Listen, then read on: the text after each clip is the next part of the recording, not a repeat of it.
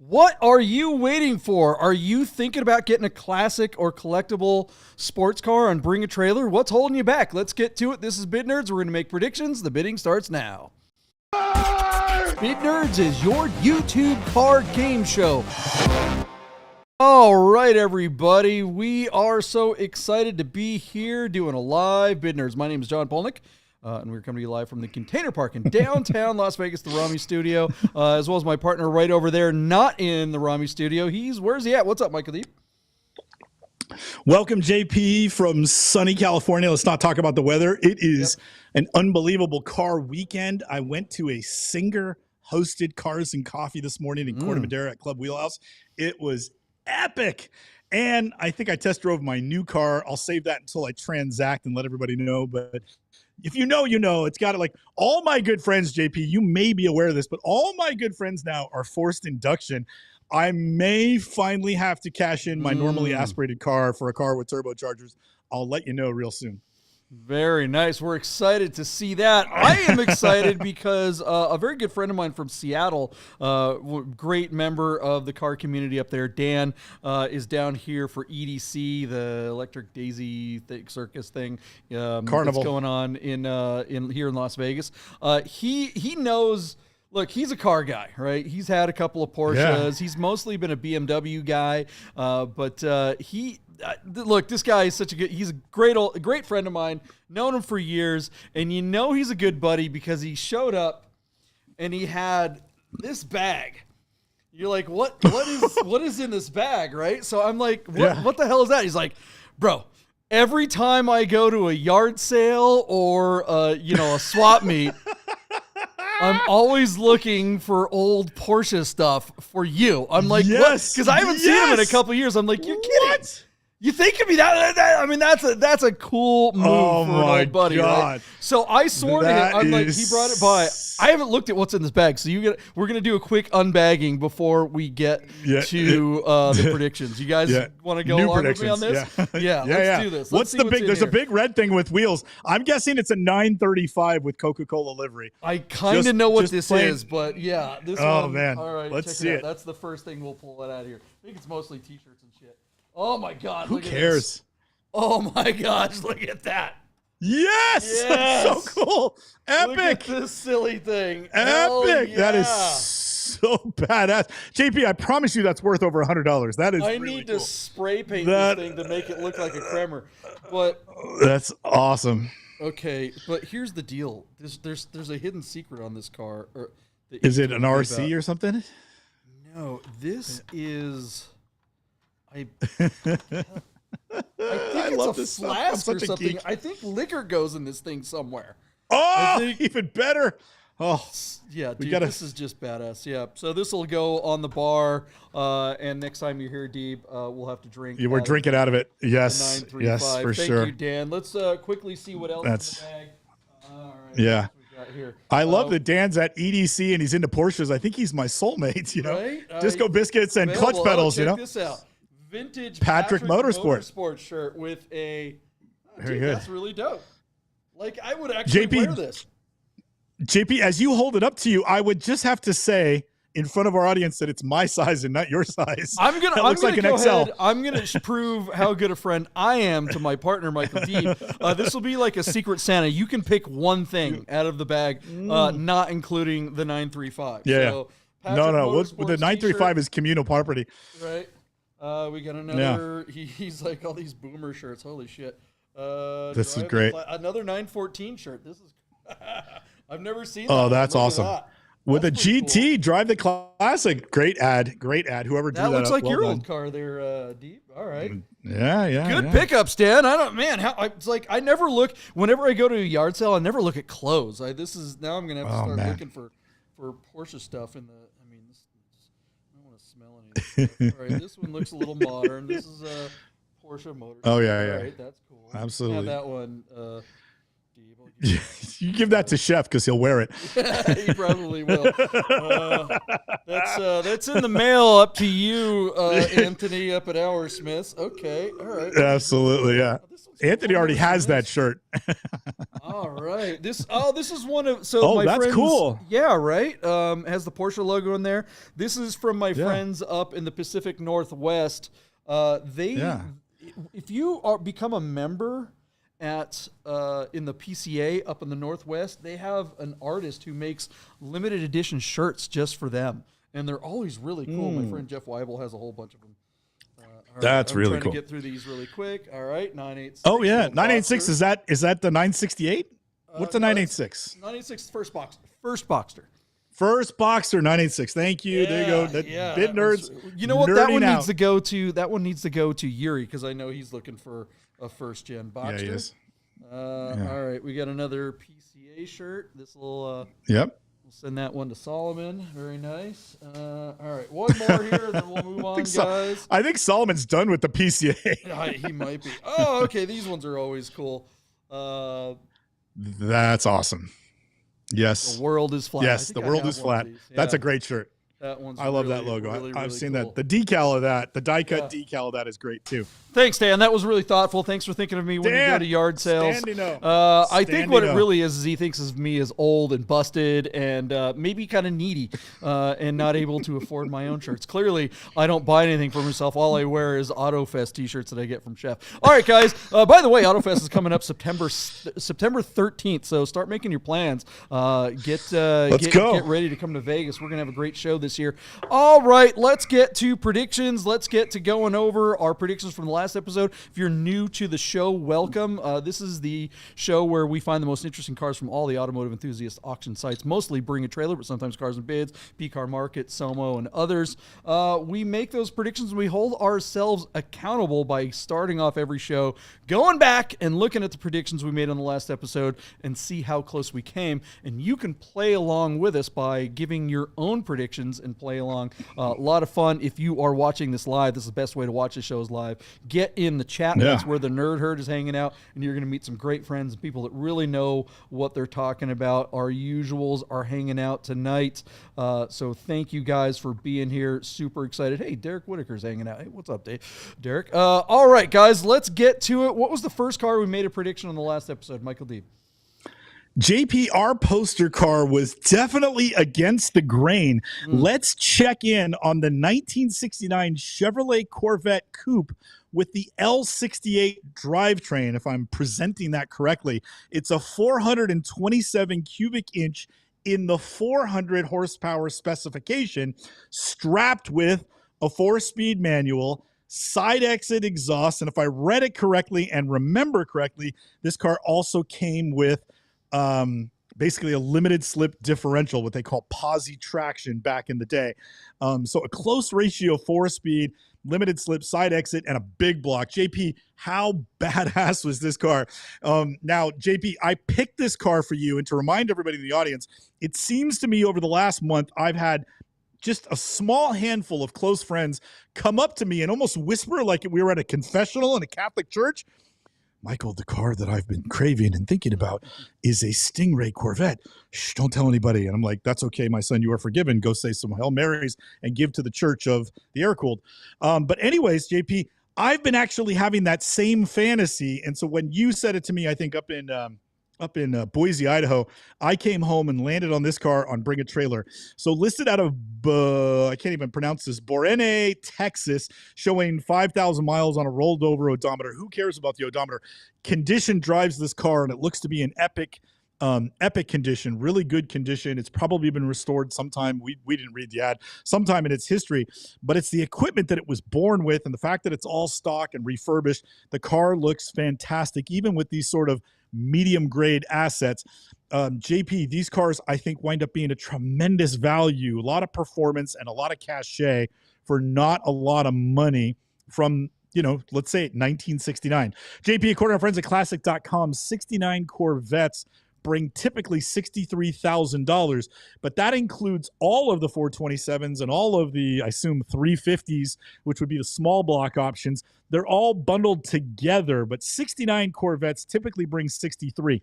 I thought this car with the fat engine and the exhaust and the condition and all that would have a chance to ring the bell at 78 grand. John, you took the under by almost $10,000. Your bid, just 69 grand.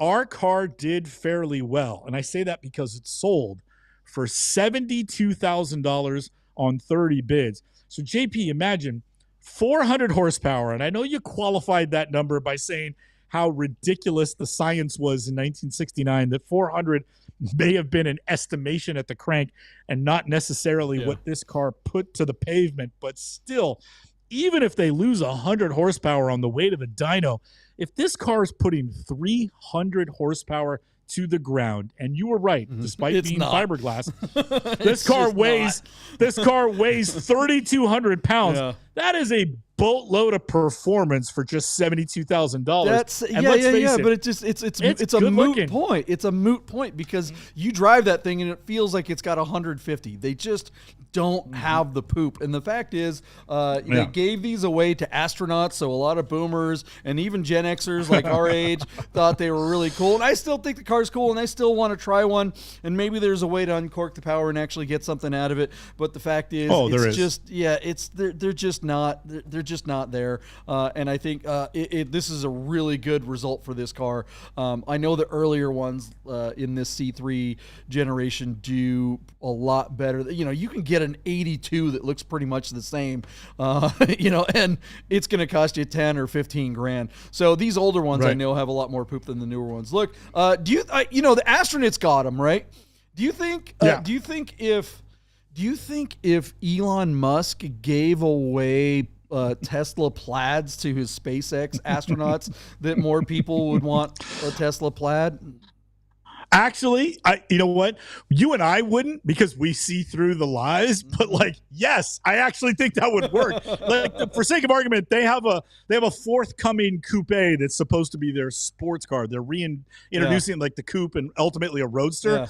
If before that car is available on the street, all although I assume all these the roadster would be the car to give away, but they don't make a roadster right now, and they probably never will. Well, what do you think the likelihood of that roadster ever happening? Absolutely, they built the Cybertruck. The roadster's a layup compared to the Cybertruck. The fact that they built the Cybertruck, I don't think that there's anything Elon Musk says that he'll build that I would bet against him building. I think the Roadster would be pretty easy, and it fits with the design language. But if that car comes out and they give them to the astronauts and they do an article on it, yes, that will help sell the car. That is the only way that they'll be able to sell them for twice MSRP for the first couple of months, and then they'll be worth half of that. Anyways, all right, what do you guys think of the results of this Corvette? Let's move on. All right, what? We got to get Michael this bet, man. Michael Simcock from Sacramento, California, wanted to remind us that Carbine got a Yahtzee on that one. Thank you, Michael. Carbine, congratulations. Nice shot. Let's hope you get a Yahtzee on your Jag. Yeah. All right, let's move on, JP. What's the next car on the list? Cars and Bids presented us with this 2014 Porsche 911 base Carrera coupe with a 7-speed manual that is unmodified, gorgeous in the triple black colorway. The big news here, JP, is that it's a manual transmission, and it is also the last generation 991.1 with the normally aspirated motor. Now, the base Carrera only had a 3.4, and while I thought that the person who might be shopping in this price range would be satisfied with that powertrain, my partner reminds everybody who's an enthusiast that when it comes to .1s, that the 3.4 is essentially been neutered. They chopped off this car's balls on the way to the showroom, and if you want to drive your Porsche and enjoy the experience, you have to upgrade your budget to accommodate the price for an S or a GTS. So, JP, thank you for filling in the cracks on that. This car still looks like it would have been a nice value with a fair odometer at just $55,500. JP, according to friends at Classic.com, the average selling price of the base Carrera with a manual is $65,000. I thought this car on Cars and Bids with a little bit of an odometer would ring the bell at $58,911. You took the under at $55,991, and our car did pretty well because it hammered for $60,500 where it sold on 38 bids. So, JP, I know you weren't bullish on the base Carrera, but Cars and Bids sold a manual 911 with a bit of an odometer for a retail number. Do you tip the hat to the seller for his wonderful assets, or do we start to raise our eyebrows and say, hey, Cars and Bids, that's another little feather for your cap? What do we think here? How do you unpack this result? Well, I think that this is the kind of car that, enough people want a 9.9. They want a 911. They want a modern 911 with 3 pedals, right? And this car comes along, and this is the advantage of selling cars online sometimes. I think that this car appeals not necessarily to the aficionado, the Porsche enthusiast. This is a great entry-level car for someone who's going, oh, yeah, I want a 911. Why are these 997s so darn expensive, especially these late model ones? Why are they almost twice as much? What the hell? It's because even a base 997.2 has a 3.6 liter, right? And the horsepower, you start looking at the specs, the horsepower on this particular car is about the same. So people aren't really paying attention to this stuff. You don't get to drive the car. I bet that 80% of the people that bid on this car have never actually driven one. Maybe they have driven a 997, and there are tons of them out there. But the 997.1 base is a very disappointing car if you've driven the earlier car or if you've driven the S. This car is a nice car, though. Don't get me wrong. I actually think for 60 grand, what do you get for that? There's a lot of other cars I would probably get for 60 grand before I'd get one of these, but not that bad. I mean, it's a respectable car. You can have a lot of fun with it. Good to go. Did I make a joke? What did I miss there? Did. You answered your own rhetorical question in the middle of your argument, which I just thought was so funny. You're like, what can you get for 60? Well, actually, I would buy a lot of different things for 60 grand. Yeah. And then you went back to making your brutal point. And I was laughing on behalf of everybody in the herd that's actually paying attention to when you talk. That's awesome. Who does that? That was so good. Yeah. I mean, look, somebody's going to have a lot of fun with this car as long as they don't have very high expectations. That's really what it comes down to. Yes. And this is the kind of car that you're going to get, and after a year, you're going to be like, all right, I got to get another one. Good friend of the show, friend of ours, Jason Alter, he bought one of these and only had it for like 6 or 9 months. He loved it for the first or 6, 9 months, and he was like, this just isn't enough power, and he went and got a GTS. So smart move on his point. Smart Much man. better car. All right, what do you guys think of the results of the 2014 911? Was that well bought for 60 grand, or should they have stepped up to a older car? Let us know in the comments, and let's move on. What else we got? All right, JP, let's jump to where did it go? The TSi. Yeah. All right, yeah. So let's get a check in on Bring a Trailer, JP. Was this 36,000 original miles, 1986 Plymouth Conquest TSi with a 5-speed. Now, JP, remember this platform was produced by 3 different manufacturers, even though all the cars were basically the same. You could get the Dodge, you could get the Mitsubishi, and you could get the Plymouth. But what we got was a 2.6 liter engine with a turbocharger and a 5-speed manual. And JP, although we never verified it, I think you and I agreed theoretically that these cars are all rear-wheel drive. I love the box fender flares. I've never driven one. I don't know if the 200 horsepower actually feels like 200 horsepower or if these cars wind up being heavy and slow and thus disappointing. But JP hasn't, like, the dramatic angles of this car have aged really, really well. Yet these cars, perhaps because they were diluted by 3 different manufacturers, have never brought quote unquote collector money. The way Radwood cars are enjoying a renaissance in value and appeal, this particular platform doesn't seem to get the love. John, this is about as nice a car as we have seen, and we've covered a few of these over the years. I feel like we've done one like every 6 months kind of thing. This one out of Austin, Texas looked to be real nice with a repaint, and the interior looks to be in very good condition. You commented on that personally. John, according to friendsofclassic.com, these cars typically bring $15,000 in the secondary market. I thought this one was nicer than average. My bid was $18,000. You took the under at just $16,000. And JP, I am here to report that you missed a Yahtzee by only $250 because our car hammered for $16,250. It sold on that number at 28 bids. So JP, I'm just saying, man, if you told me that your number was going to hit, I would have thought it would have no-sailed, because I would have thought this guy would have been holding out for 20 grand or something that close to 20 grand would have been covered by the platform, if you know what I'm talking about. I'm just shocked that this guy had the wherewithal to say, yeah, 16,250, we're good, let it go. This has to be one of the best Radwood Youngtimer bargain platforms out there. And again, it's not a slug. It goes, and that is, if this pulls up at Radwood, it has to be one of the most eye-catching, photogenic cars out there. Tell me I'm wrong, JP. Well, we talk about what drives the market generally when it comes to these classic cars, and whether it's the young timer world or if it's our generation or the older generations like the boomers and stuff. What typically drives the classic and collectible car market is guys in their 40s and 50s and maybe into their 60s with disposable income buying the things that they had when they were younger or wanted when they were younger. This is an example of a car that it's at 16 grand. I wish I were into these when I was 17 years old, because the cars that I had or wanted back then are all way too, even my Scirocco's, is worth almost $30,000 now. So, or especially if you had a, Mark II GTI or a 944 or even, really nice 914, those are all $20,000, $30,000, $50,000 depending on how good the condition is.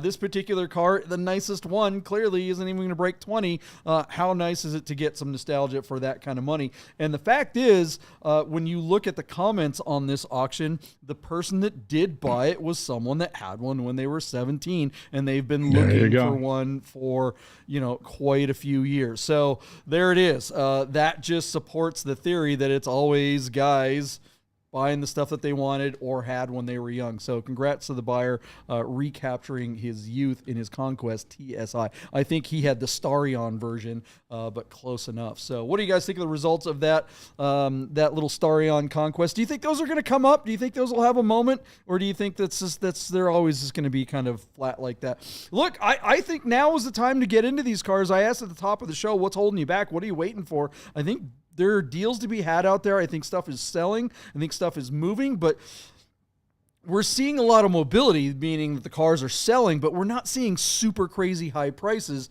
It seems like prices are reasonable, even though a lot of people are talking about the car market. Oh, prices are going up, prices are going up. Maybe with new cars or whatever, but the more they raise prices on new cars, the less they sell. So, it's like they can raise the prices all they want. They can scream tariffs and blah, blah, blah. But at some point, if people don't have the money or the desire, the more they raise prices on new cars, the more it makes me go, God, we should it just reinforces the idea that I'd rather have a classic or collectible car. What's the next car that we made on a prediction on the last episode, Deeb? All right, JP, we got one more car to cover, and this was a car that I had bid on leading up to the show, but then you talked me out of chasing it because you said, Mike, it doesn't meet any of the criteria.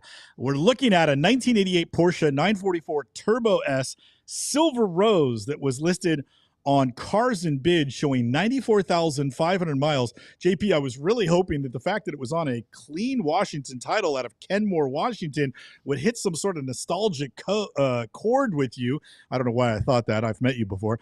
But you would be like, oh, yeah, go get it. We'll say hi to all my friends while we're up there. But you were like, if you bid on that, I'll beat you with a baseball bat and feed you your limbs. John, this car was just rough. I know around places the in the Northwest to bury you, so that would have been fine. Absolutely. You just feed me to the killer whales. Yeah. Anyways, this car, I'm one of these idiots with a sympathetic heart and an open wallet where I see old Alphas and Fiats, and in this case, a Porsche 944, where I'm thinking I can fix it, kind of like an Irish plumber looking at Niagara Falls. But anyway, you talked me out of it. I didn't chase it. I would have gotten off of it at $19,440. But JP, despite us bidding, in this case, I bid, what did I bid? I bid $19,880. You bid $16,944 and said, stay away. Classic.com says the average selling price is $33,000, but most of the cars in the secondary market come to market in much nicer condition than this. It's very rare that a 944 Turbo S gets sort of used up and neglected in the manner that this car has. Despite our low bids, JP, this car did break 20 grand. It sold on 30 bids for the hammer of $23,250. Now, JP, I know you bid 16,000, but when the car like this brings 23, we always say a fool and their money will soon be parted. Does that number surprise you? Again, 7 grand over your bid, 6,500 over your bid. Does it surprise you that they chased it to that much? This guy, I'm assuming, JP, that you're going to say, wow, well sold, because that car was a heap. Yeah, no, this particular car I don't think is a great car. It does have an upside. What surprises me and why I bid so low on this car was the platform more than the car. This is two results that Cars and Bids got on Porsches that are pretty darn good, especially given that both of them were kind of rough. And as much as I want to say, hey, congrats, Cars and Bids, maybe you're turning things around, the problem is with this car and the 991 that we talked about earlier is that both cars were kind of rough and both of them were presented poorly, which leads me to believe that if these cars were presented better and if the sellers did a little bit more work to get the cars closer to selling condition, that maybe there's a lot more upside on both of these cars. And they probably both would have done as good or better on BaT. But I think this particular example, this 944, is just an awful ad. I think that you were talking about how, I mean, a Turbo S, a 944 Turbo S is actually kind of a rare car, and in this colorway is kind of a big deal. It definitely helped them that they spent some money on that interior. I wonder how much they spent. I know they bought like 10 yards of that material, which is really hard to come by, that interior. But yeah, I just think this car, even though it brought 23 grand. This car could be a $40,000 car, but I think you're spending at least $20,000 to get it there. A lot of cosmetic problems with this thing, and just generally a mess from the listing to the results to everything. So yeah, I'm still pretty. Yeah, I think Cars and Bids still has a way to go. They've got to do a better job regulating their sellers and getting them to do a better job at presenting their cars and creating better assets. But what do you guys think of the results of that 944 Turbo S? Let us know in the comments, and we are going to be right back. We got a message from Smiths. Hey guys, you're probably looking at your watch and wondering if Bid Nerds will ever end. So you better talk to our friends at Smiths to make sure your Rolex, Tag Heuer, AP, or any fine timepiece is in tip-top shape. Smiths, fine Swiss repair. All right, we are back. We had two Yahtzees, man. Randy and Chris both got Yahtzees. So, wow. Not on that particular car, but Randy got a Yahtzee on the Conquest. We forgot to mention that while we were going through. Looking at my watch, my Smiths Aviera watch, and that means it is time for predictions. We have some really cool cars tonight. Let's get to the first one. Let's not wait. What's the first car on the list, Michael Deeb? All right, JP, it's a week of conversions, but we are covering this 2008 Ferrari F430 Scuderia with a 6-speed manual conversion. JP, we have seen this done before on the 360s. I don't recall necessarily being cognizant of a 430 Scud, which is making 500 horsepower, and now having a 6-speed manual. JP, this is just a gorgeous car. BBS center lock wheels. So there's a conversion to the wheel hubs. We've got the 6-speed manual transmission, which probably costs $60,000 on a Ferrari. I mean, just bananas money poured into this car. But John, you and I both had a laugh right before we went live. If you have time, folks, there is a driving video attached to this listing.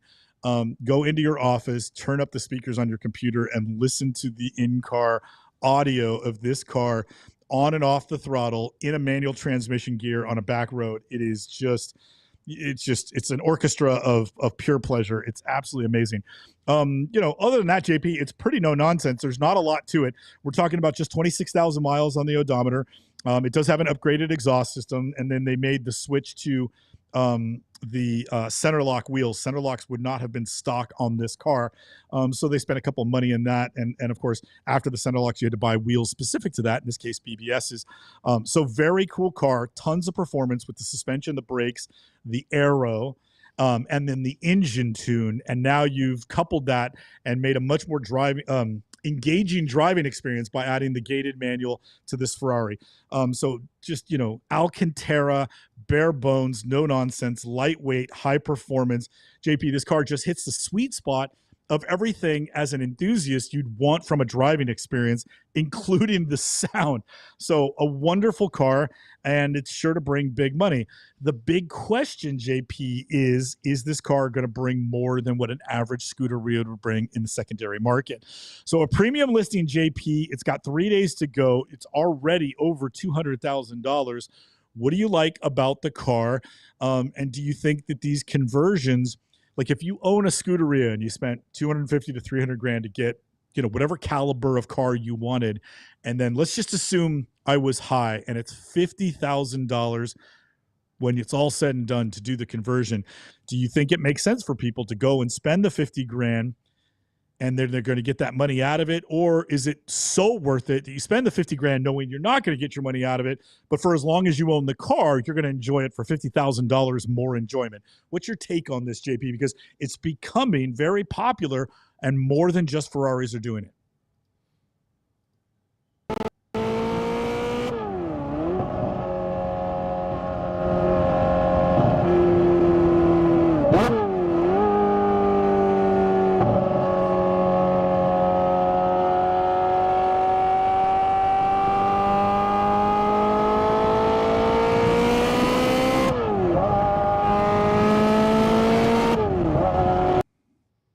So that's a yes. That's my take.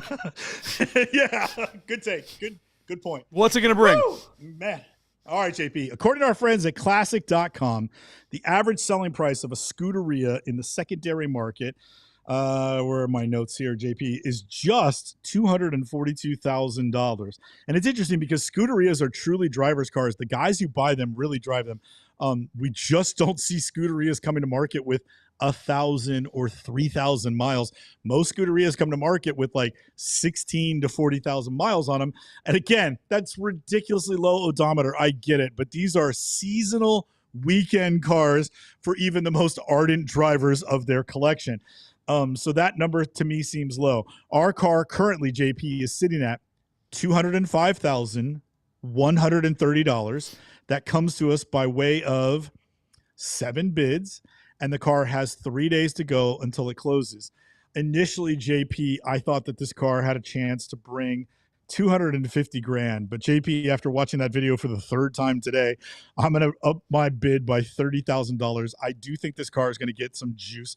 I don't think it'll break 300, but I do think it'll get into that 275 range. And as such, I'm going to cover it with a bid of $280,000 to you, JP.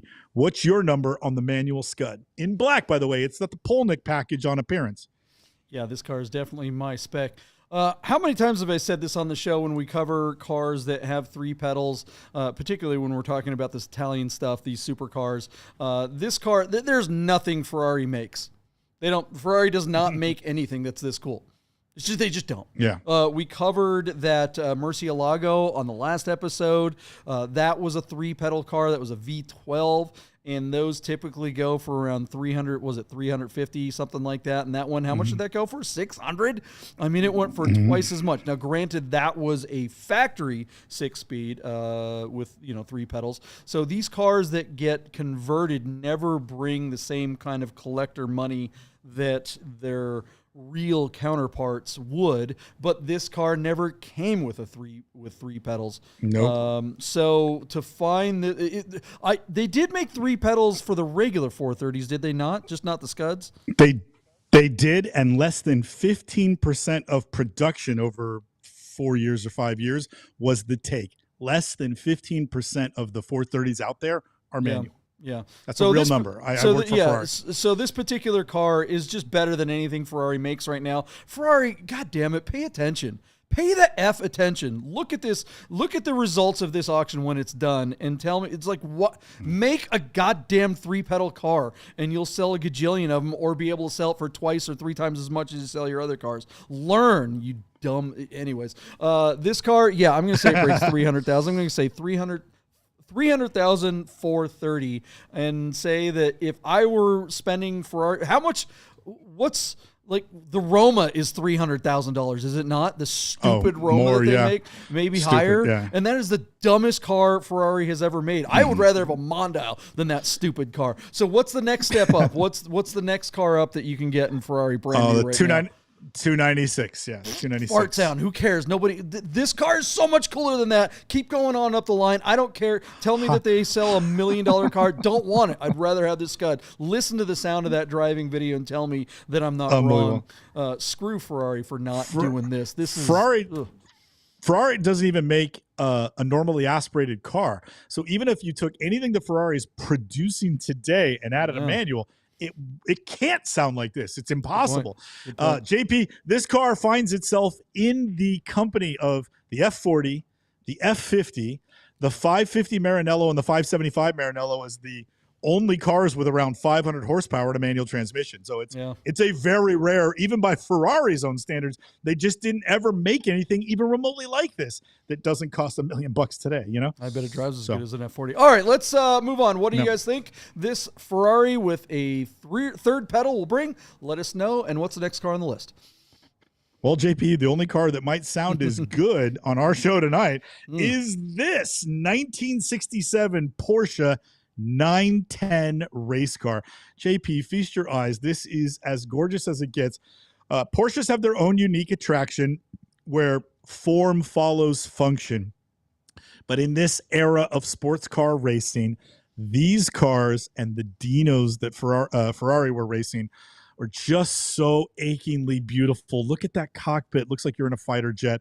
Look at how dramatic those fenders are because the trunk line is so low so that the driver can see almost a foot in front of the car at the apex, giving him fantastic visibility because there's nothing in the front that he needs while he's racing. So it made the car aerodynamic. It gave the driver great visibility, and it produced just one of the most beautiful designs that anybody associated with Porsche ever penned.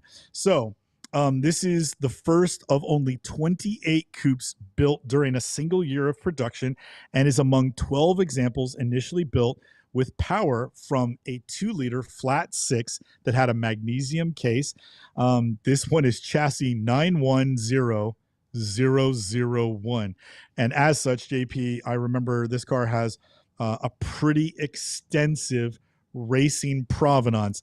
And I imagine, JP, and I didn't read deeper into the listing, that this car has probably been raced extensively in historic racing. So the logbook and the provenance for this car are about as good as it gets for a car that already by the numbers, one of 28 ever produced would be. And again, one of only 12 that may have come with this particular power plant. So just an achingly beautiful, historically significant, and extremely rare race car from Porsche. JP, offered on Bring a Trailer. And again, out of Charlotte, North Carolina. It is a premium listing and will be closing tomorrow on Monday. JP, believe it or not, this car probably weighs, I don't have the specification, but let me see if they gave us the numbers for the motor really quickly. I see they don't say, but I believe this car, JP, as a full racing car, this would not operate on pump fuel. You would have to put racing gas in it. JP, this little lightweight car that probably weighs 1,500 pounds with fluids makes 230 horsepower. So imagine if you took 500 pounds out of a 914 and gave the 914 a built 2.5, that would give you a sense of the power to weight ratio. And again, everything all the slack has been taken out of this car because it is, in essence, a pure racing car. JP, this is as good as it gets. If you're a tech millionaire and you want to go vintage car racing and you want to flex, you would buy one of these just absolutely limited, absolutely accepted to every event in the world, and infinitely Instagrammable, achingly beautiful 910 race cars. JP, thanks for picking this car. I wouldn't have picked a race car for the show, but I'm so glad you clicked this one for the sheets. How stunning is this effing car? I mean, driven by Hans Hermann himself. That is a big deal, right? I mean, yeah, it's a race car, but it's got a license plate on it. That means... I say let's rip it down the strip. Look, I have after watching that Ferrari driving video, I was so excited to watch the driving video for this particular car, and I want to say I was a little disappointed because it's just some old guy kind of schmutzing around on an airport. Here he is lugging it and everything. And I was about to give up. I was writing my notes. I write notes. I try to do some show prep here. I'm just like, this stupid boomer. But then all of a sudden, he gets around the corner. He gets past the golf cart. Oh.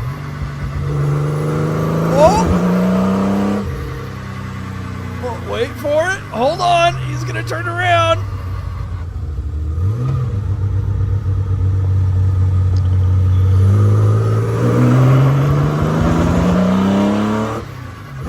Oh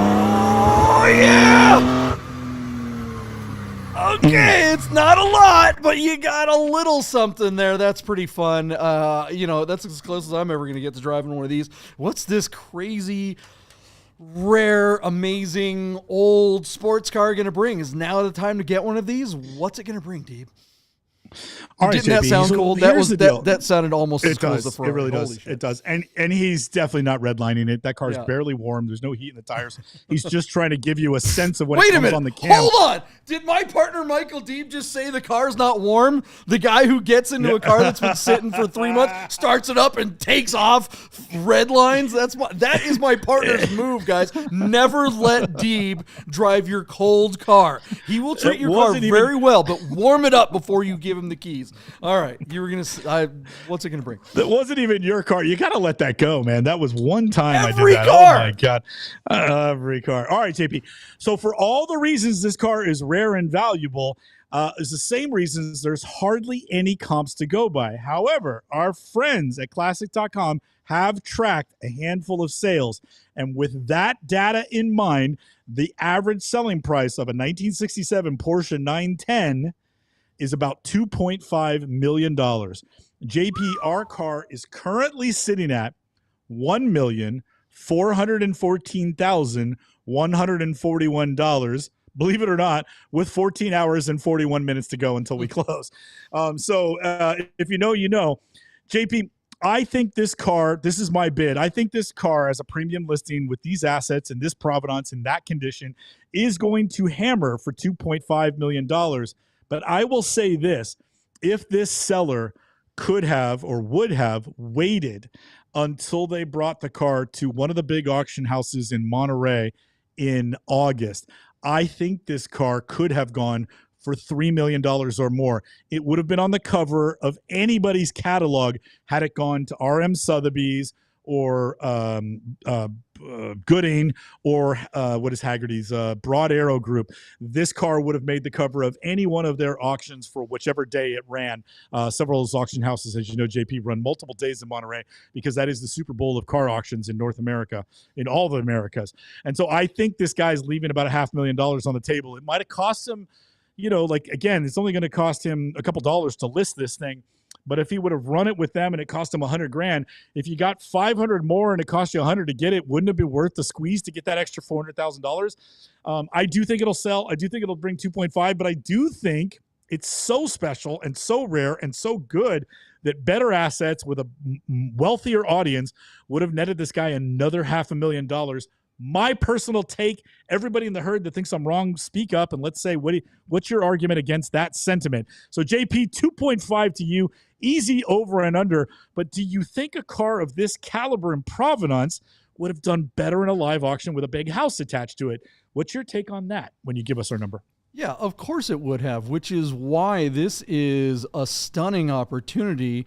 I think it's going to go for $2.5,910,000. I'm parking it right above you because I think everyone watching this is thinking the exact same thing, and it's only May. There is still time to get it into the Monterey auctions. It's not too late. So why wouldn't someone buy this for $2.5 million and sell it 3, 4, 5 months from now for what?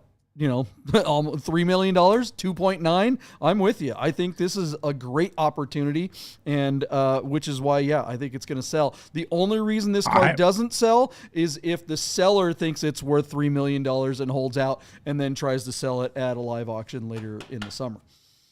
Yeah, I'm going to argue with you on that take, JP, and just say buying it now with the thought process or the intention to try and flip it in 3 months without any significant mechanical changes or some sort of provenance being produced that adds to its value, that I think that running it twice in 6 months, it'll be burnt when you run it the second time. I say if you buy it today and you save some money on it, you have enough time to enter it in the Monterey Historics and enjoy the hell out of it, which would be a bigger flex than just flipping it and making $300,000 or $400,000.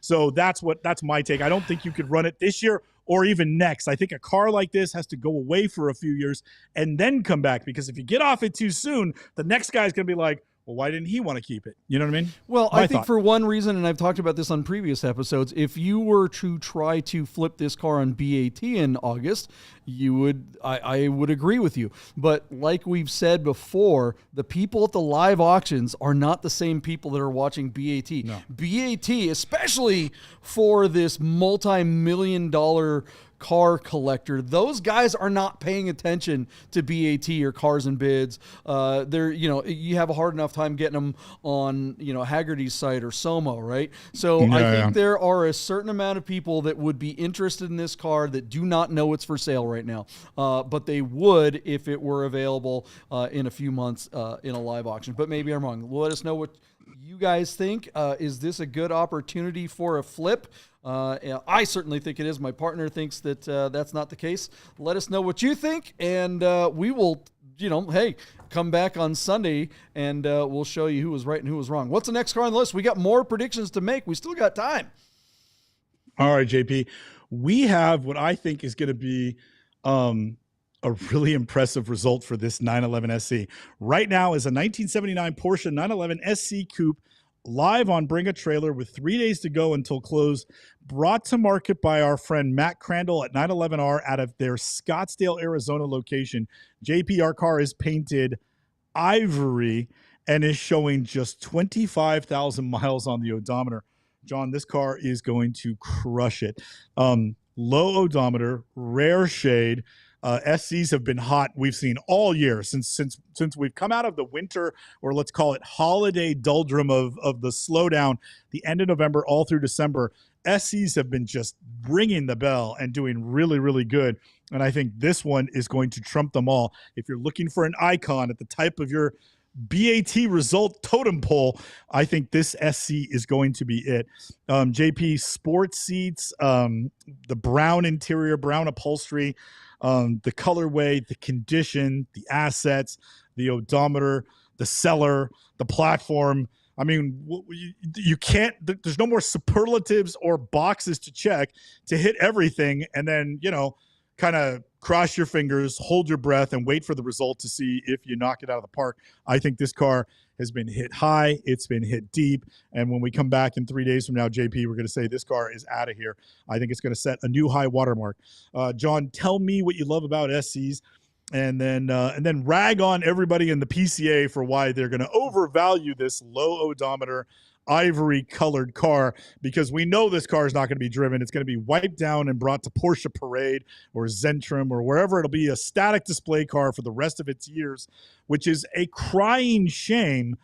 But man, JP, this car does just absolutely hit all the collectible boxes. What do you like?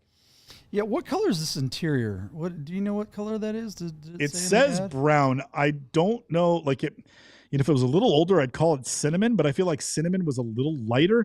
So somebody in the nerd herd, help us with our Porsche speak. Well, yeah, because the carpets look mocha, but the seats are a different color, which is that's just it's beautiful, and I love the black accents. I love that it has the black on the top of the door cards and the black dash and everything like that. And the tombstone seats they're just so darn comfortable.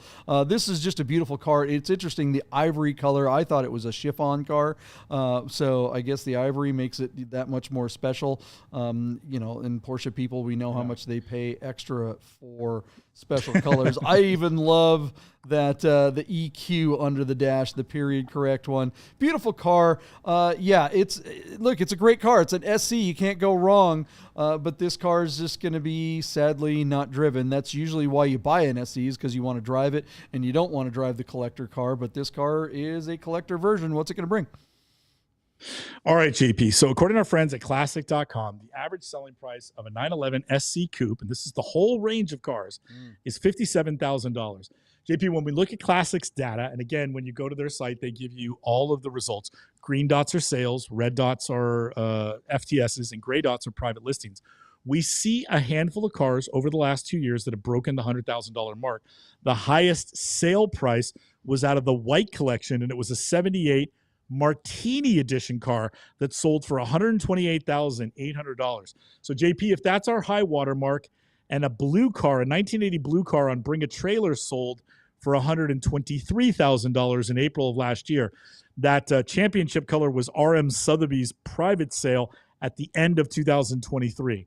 John, I bring those results to our conscience because our car is already sitting at $90,000 with 3 days to go, and it's on 18 bids. JP, I think this car is going to absolutely crush.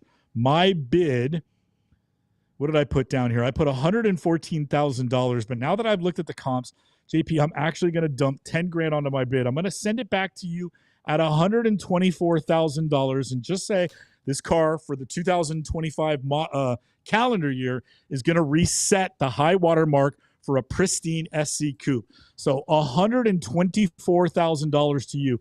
John, it's at 90 grand with 3 days to close. So you say $124,000? Is that your number? Yeah. All right. I got my PCA shirt on now from Dan.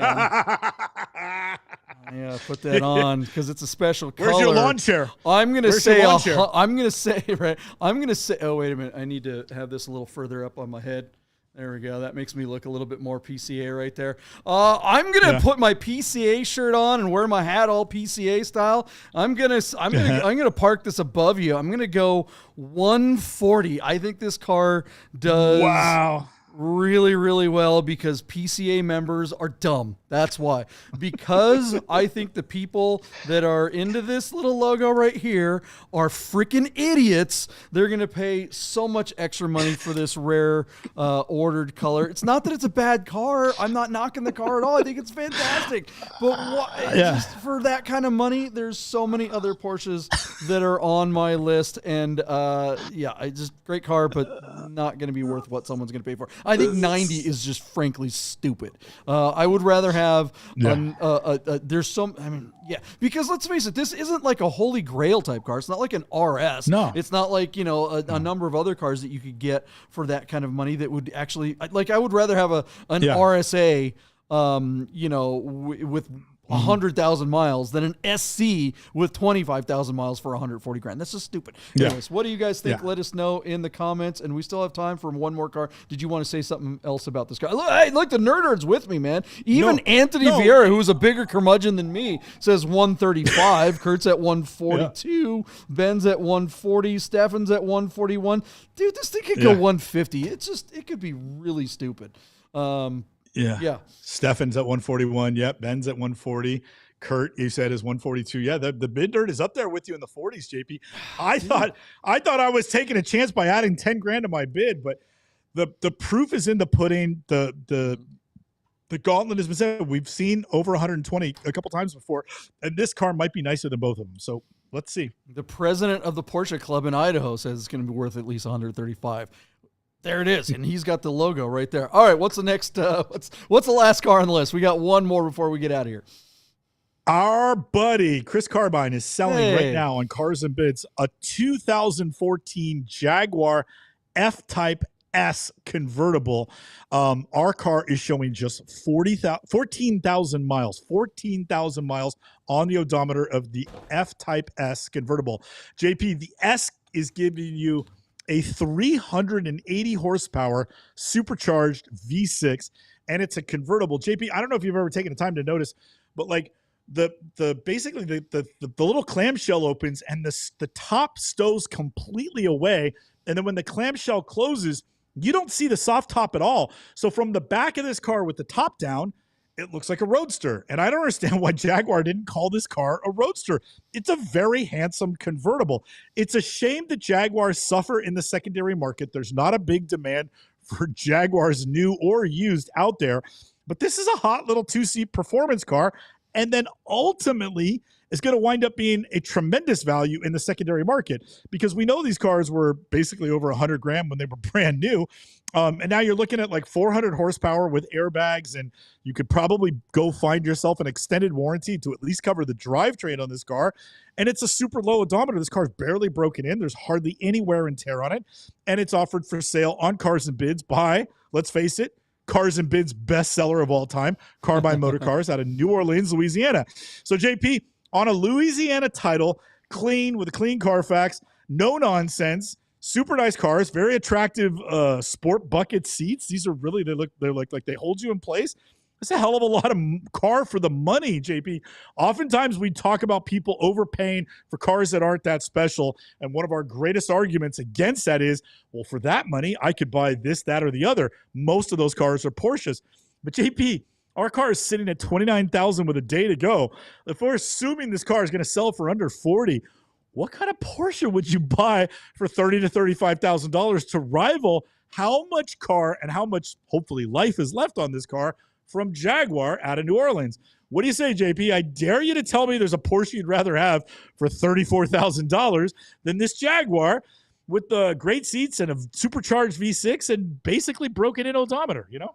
Yeah, lots of fun, these cars. Look, the one thing to get on these is the sport exhaust button, because they really, like, I remember when these came out, Jaguar, they were just talking about the sport exhaust, and you get in one of these, and there's the button right there, guys, down on the bottom. Looks like some binoculars.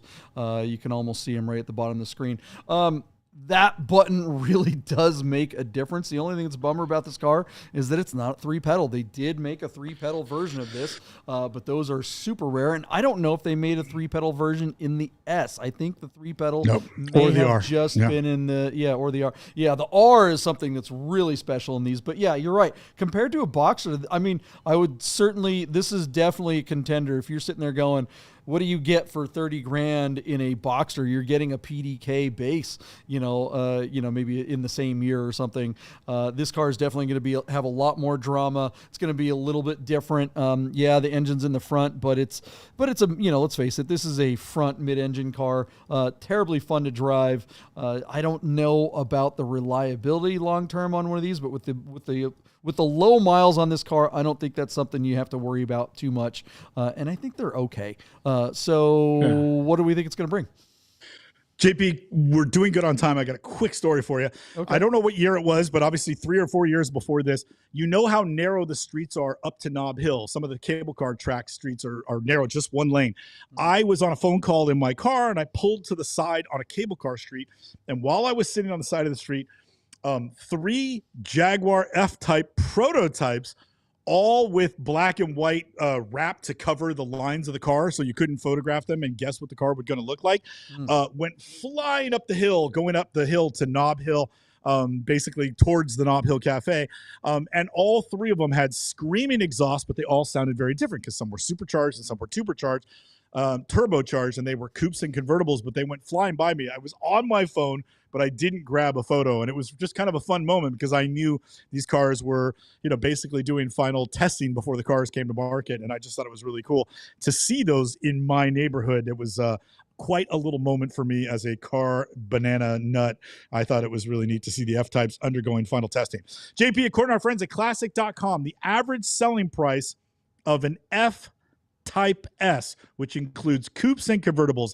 And I'm going to guess that the coupes bring a little bit more money, but I could be wrong. I don't actually know the Jaguar market that well, but this will include all of the years of the S's.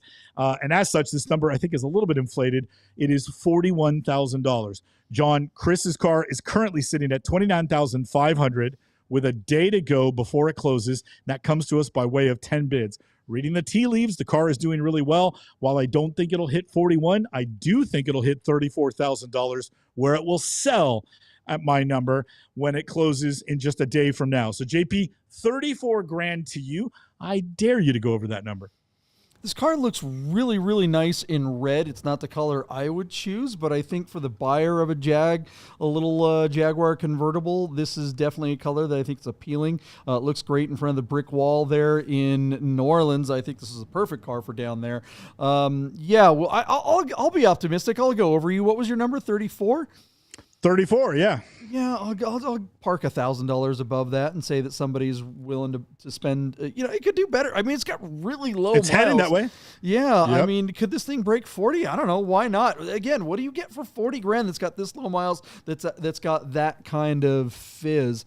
Neat car. Would love to get behind the wheel. It's been a while since I've driven one of these. Would love to get another shot at it. For a modern car, I do think this is. I think this is the wife's hot sports car, though. I think this is definitely the one that someone Rochelle's car. Right, and it's the kind of car that somebody buys for their wife and then secretly drives themselves. Oh yeah, I bought it for the wife, and that's the one that they take the keys for every time they go somewhere. So best of luck to our good friend Chris Carbine at Carbine Motor Cars down there in New Orleans. All right, guys, that's a show. We will be back Sunday night. Thanks for hanging out. It is time to get out of here. Thanks again for hanging out. Make sure you hit that subscribe, like, and notification button. By the way, we do sell cars for clients. That's right. BidNerds. Yeah. What's our next car?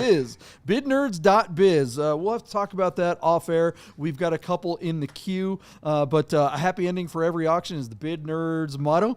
So give us a holler. Reach out to us on BidNerds.biz or on the Instagram machine, and we'd love to hear from you if you're thinking about selling your car on Bring a Trailer. Let the Bid Nerds give you a hand. All right. Not a hand job, just a hand. See ya.